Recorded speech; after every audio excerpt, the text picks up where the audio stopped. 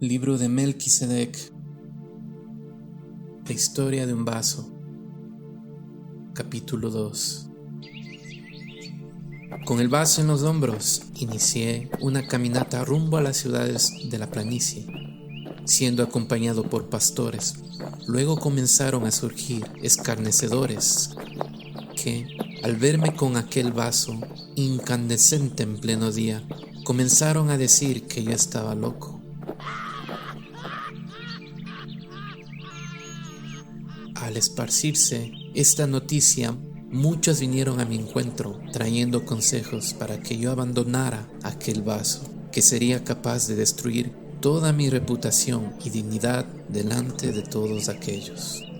Cuando yo les hablé sobre los ejércitos y sobre mi misión conjunta con los pastores, ellos concluyeron que de hecho yo estaba loco. Intentaron tirarme el vaso por la fuerza, mas aferrándome a él, impedí que lo tiraran de mí.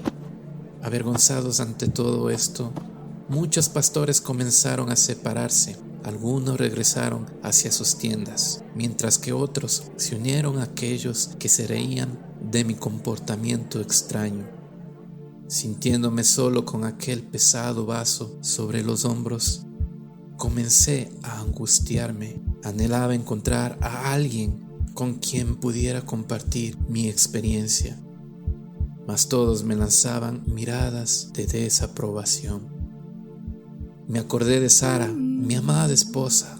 En obediencia a la voz del Eterno, habíamos transitado por muchos caminos, estando Sara siempre a mi lado, animándome a proseguir. Precisamente en los momentos más difíciles, con certeza, Sara me traería consuelo y fuerzas para continuar firme, conduciendo el vaso de salvación.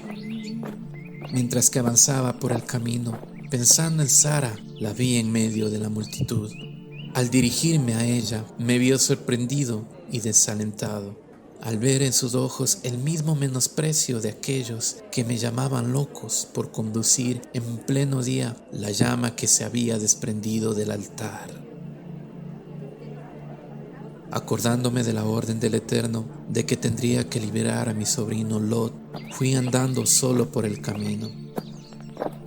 De aquellos que me llamaban loco, yo les daba la razón, pues en condiciones normales ninguna persona coherente saldría de la casa sin un rumbo definido, llevando en la espalda en pleno día un vaso con una llamarada, afirmando estar marchando contra los ejércitos de 5 reyes para liberar un pariente. Realmente da a entender que se trataba de la manifestación de una gran locura. Precisamente así, bajo el rencor de todas las humillaciones y palabras que hablaban contra mí, yo avanzaba rumbo al valle desconocido. Toda aquella burla fue finalmente disminuyendo a medida en que me distanciaba del roble de Mambré. Comenzaron a sobrevenir a mi corazón muchas dudas en cuanto a mi futuro. Estaba a veces afligido con el pensamiento de todo de lo que había experimentado. Desde la convocación de los pastores hasta ese momento podría ser, de hecho, demostraciones de una locura. Comencé a pensar en la posibilidad de abandonar el vaso al lado del camino, regresándome junto al altar. Esos eran los consejos de algunos pastores y amigos que, condolidos de mi soledad, todavía venían a mi encuentro, aconsejándome a que volviera. Allí decían que yo podía conquistar nuevamente la confianza de los pastores, volviendo a ser, quizás, hasta el mismo sacerdote honrado como antes lo era. Sobre el altar decían que había un fuego mucho mayor que aquel que yo cargaba en los hombros. Estaba a punto de regresar cuando Sara vino a mi encuentro, contándome sobre el desprecio que muchos pastores lanzaban contra mí. Ella estaba consternada, pues toda aquella deshonra recaía sobre ella, al punto de no sentir más deseos de permanecer junto a aquel altar. Después de alterarme, Sara comenzó a hablarme de un plan. Podríamos quizás mudarnos a la ciudad distante, donde olvidaríamos aquellas vejaciones.